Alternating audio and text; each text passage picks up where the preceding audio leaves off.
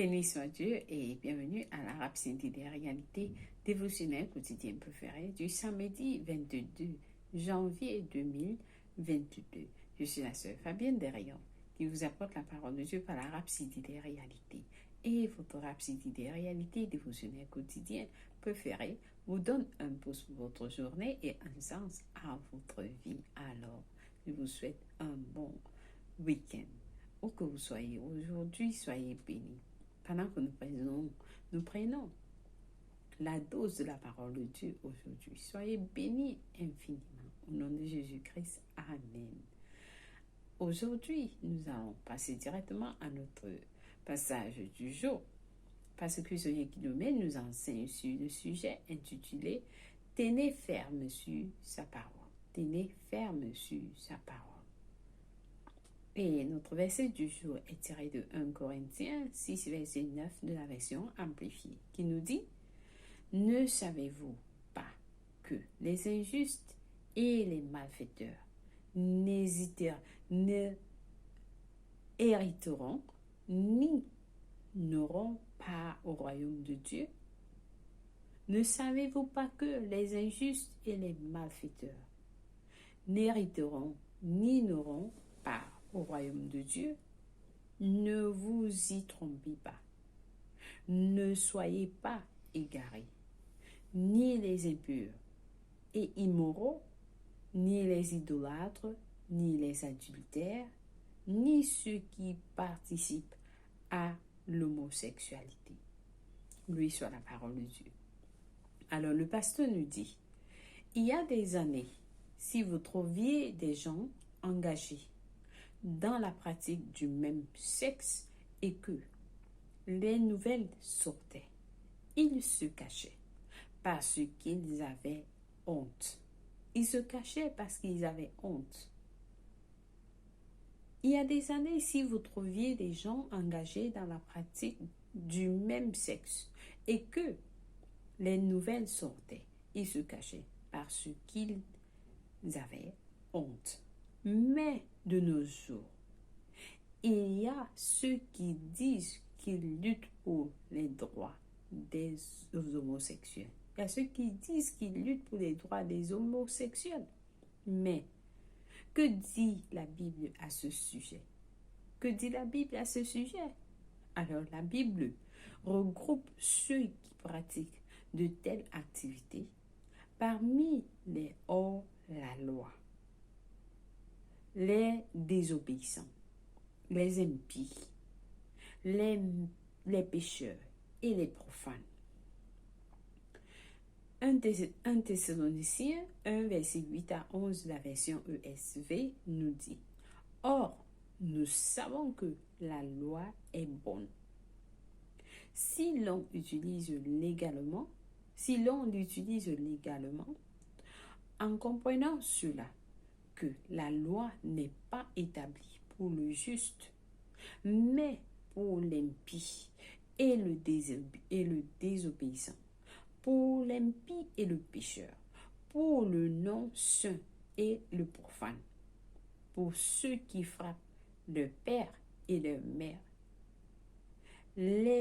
pour les meurtriers, les immoraux sexuellement, les hommes qui pratiquent l'homosexualité, les asservis, les menteurs, les parjures et tout ce qui est contraire à la saine doctrine, conformément à l'évangile de la gloire du Dieu béni qui m'a été confié. 1 Timothée 1, verset 8 à 11 de la version ESV.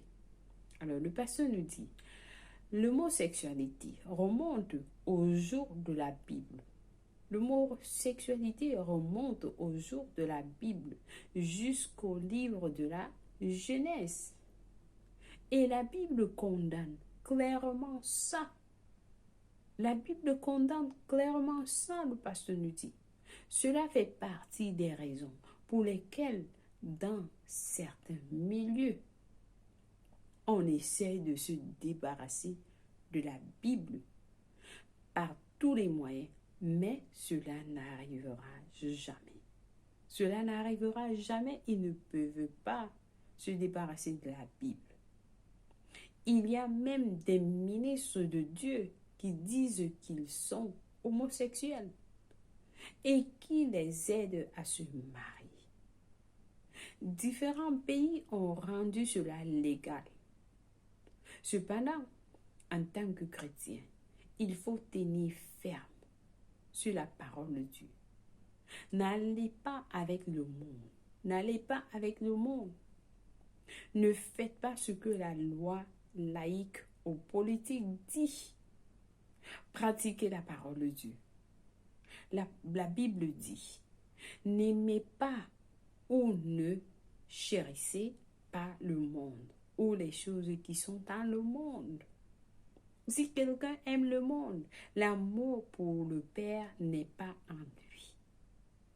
Pour tout ce qui est dans le monde, la convoitise de la chair, soit de satisfaction sensuelle, et la convoitise des yeux, qui est le désir avide du mental, et l'orgueil de la vie, assurance qui est l'assurance dans ses propres ressources ou dans la stabilité des choses terrestres. Ceux-ci ne viennent pas du Père, mais du monde lui-même. Ça, c'est dans 1 Jean 2, verset 15 à 16 de la version amplifiée. Alors, le pasteur nous dit, le plan de l'adversaire est de s'assurer que vous êtes vexés et ouverts au compromis. Le plan de l'adversaire est de s'assurer que vous êtes vexés et ouverts au compromis. Mais soyez intelligents. Soyez intelligents. Malgré toutes les manigances de l'ennemi, nous devons demeurer dans la parole de Dieu. Nous devons demeurer dans la parole de Dieu. Dans Jean 14, verset 15, Jésus a dit, « Si vous m'aimez, gardez mes commandements. » Si vous m'aimez, gardez mes commandements. Alors, la preuve de notre amour pour lui est de garder sa parole. Et sa parole vous incite à vous abstenir du péché.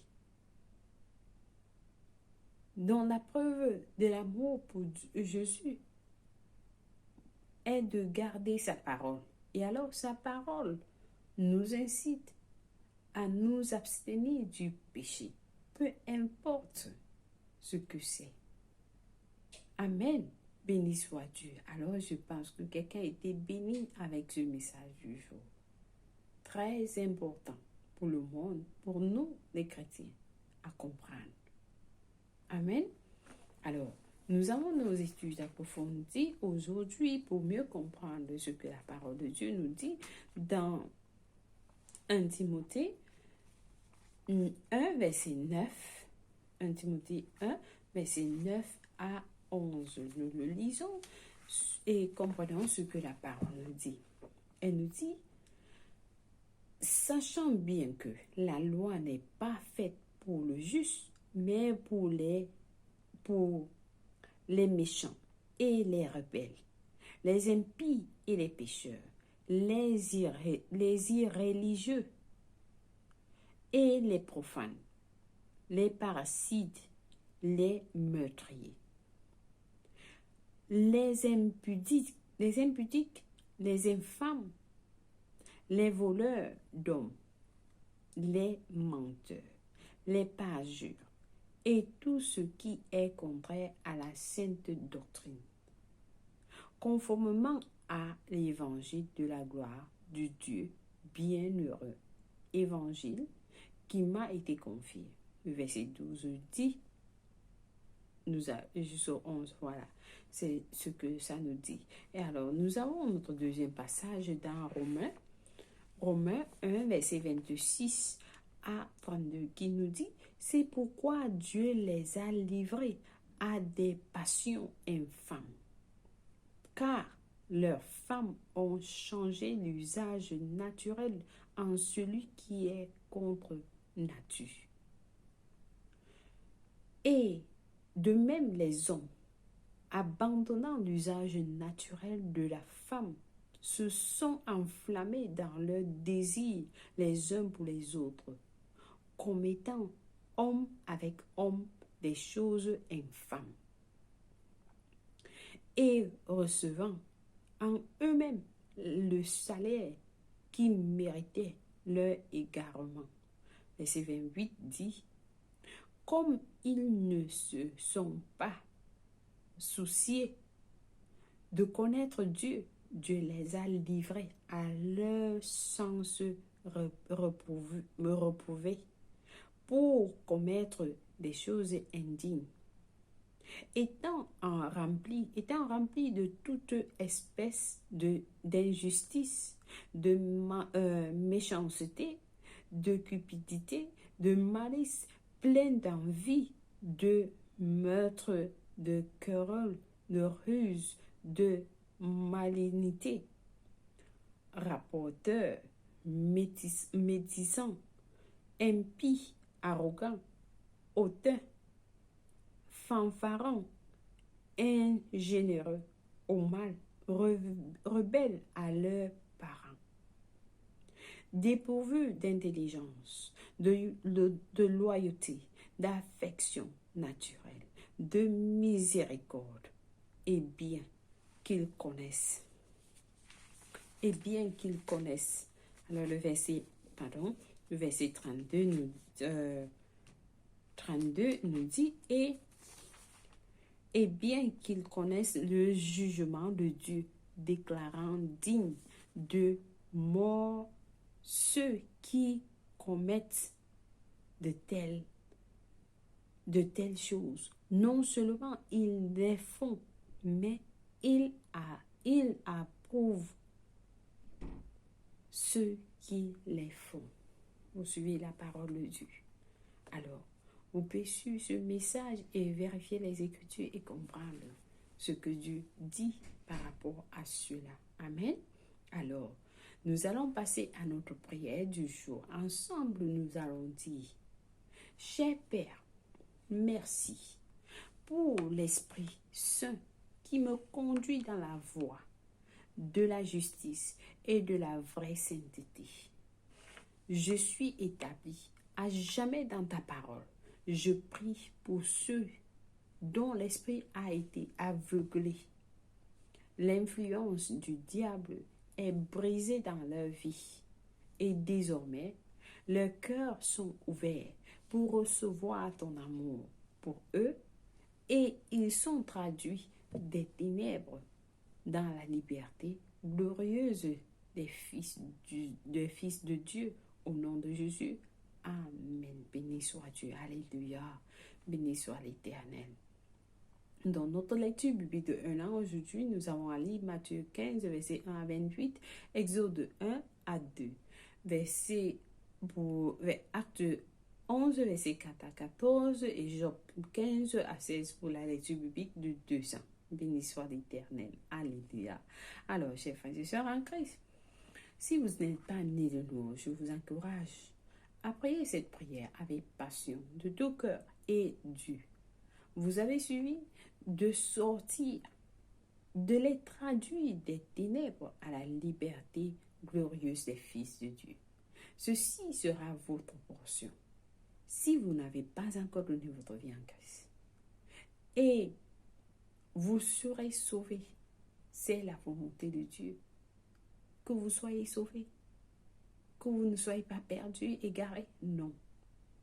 Donc, je vous encourage à prier cette prière avec moi, avec tout cœur, en disant, ô Seigneur Dieu, je crois de tout mon cœur en Jésus-Christ, le Fils du Dieu vivant.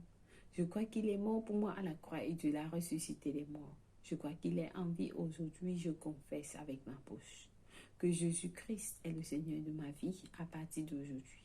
Par lui et par son nom, j'ai la vie éternelle. J'ai reçu la vie éternelle dans mon esprit par la foi. Je suis né de nouveau. Je suis désormais un enfant de Dieu. Merci Seigneur Jésus pour ton précieux Saint-Esprit. Je le reçois maintenant dans mon cœur afin de m'aider à vivre une vie chrétienne efficace. Je peux parler en langue de l'Esprit Posez mes mains aux malades pour qu'ils guérissent. Je suis désormais la justice de Dieu en Jésus-Christ. Alléluia. Félicitations.